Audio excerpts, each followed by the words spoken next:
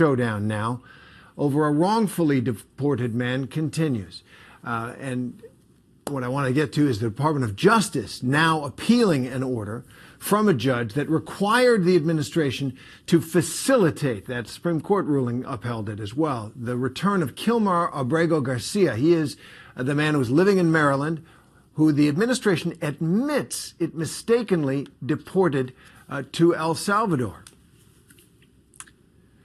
The Department of Justice is releasing what they call evidence, and they claim it ties Abrego Garcia to the criminal gang MS-13, allegations his family denies. All this comes as the Maryland Senator Chris Van Hollen, the Democrat, is just moments away from holding a press conference. He was in El Salvador himself yesterday as he pushed for Abrego Garcia's release from a notorious mega prison in El Salvador, considered by many human rights activists around the world to be a prison where torture occurs. Meanwhile, President Trump was just asked if he plans on abiding by the Supreme Court order that he facilitate the release of Abrego Garcia to the United States. Let's listen. Will you take steps to return Kilmar Abrego Garcia to the United States and put him in front of a judge? Well, I'm not involved in it. I'm going to respond by saying you'll have to speak to the lawyers, the DoJ. I've heard many things about him, and we'll have to find out what the truth is. But I will say this, you know, we were inundated by millions of people, many millions of people during the Biden administration. They say 21 million. And a big percentage of those are criminals, serious criminals. I'm not saying just criminals because they came into the border illegally. I'm saying they're criminals at the highest level, murderers. Many of those people murdered more than one person. And they're on the loose. And I was elected to get rid of those criminals, to get them out of our country, or to put them away, but to get them out of our country. And I don't see how judges can take that authority away from a president. All right, joining us now, senior White House correspondent Selena Wang and senior reporter Catherine Faulders and immigration law expert Frank Symphorian Saavedra as well. Selena, first to you. The president right there is saying he's not involved. Well, he has a theory of the unitary presidency, right, which is that all things flow through the president, and the Supreme Court directed its order to him and to the administration.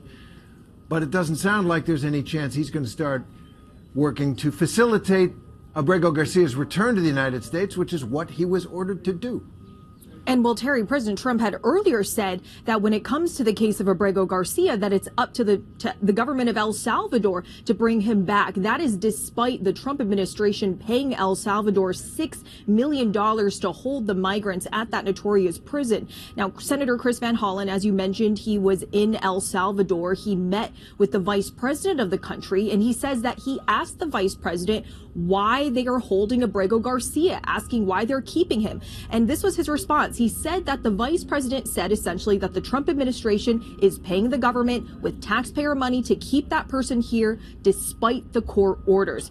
We have seen that the White House is standing by their decisions, in fact, even doubling down. The president has also recently said that he would send more deportees to that notorious prison in El Salvador if they had the space to do it. Thank you, Selena. So, Frank, do you think the administration's new evidence, which they have been releasing, a police report indicating that there was an informant who believed that Abrego Garcia was a member of MS-13, as well as they're going into the marital troubles that he and his wife have had in the past, do you think this is going to help them essentially decline to follow the Supreme Court's order?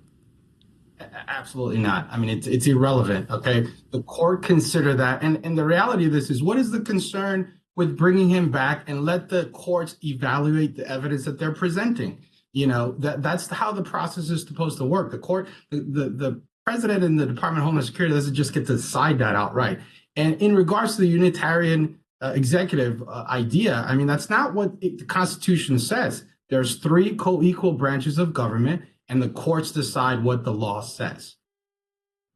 All right. Thank you very much. Catherine, to you, the judge in the other deportation case, the one under the Enemy Aliens Act, argues that the administration's, quote, willful disobedience of judicial orders now without consequences so far from the courts makes a solemn mockery of the Constitution itself, quote unquote, quoting the great Chief Justice John Marshall in the beginning of our republic. So this is a contempt investigation that has now been launched by Judge Boasberg, who's overseeing this case in Washington. How's this going to play out? Yeah, that's a great question, Terry, and I know you know so much of this. It feels like we're in unprecedented legal territory here. So the judge, of course, said that there is probable cause to hold administration officials in contempt. He gave them a week to say whether or not they are going to comply with his original order, and we'll see what the administration says about that. We already have an indication because they are at least noticed in appeal in this case. So how will this play out down the road? We know the judge has said he could call people in to take the witness stand. There could be depositions. He will call for document production, and then if the Department of Justice declines to prosecute this case, then he would appoint a special prosecutor to do that. Again, how this all plays out and what mechanisms there are to enforce a potentially holding them in contempt is a bit unclear at this point. But I know, at least from behind the scenes, talking to sources close to this, that they are in a bit of a legal pickle here. They don't really know exactly what to do next except for appeal and see what the higher courts say. They have appealed the case. Lawyers appearing before judges are required to obey their orders, or they can be held in contempt. Catherine, Selena, Frank, thanks very much.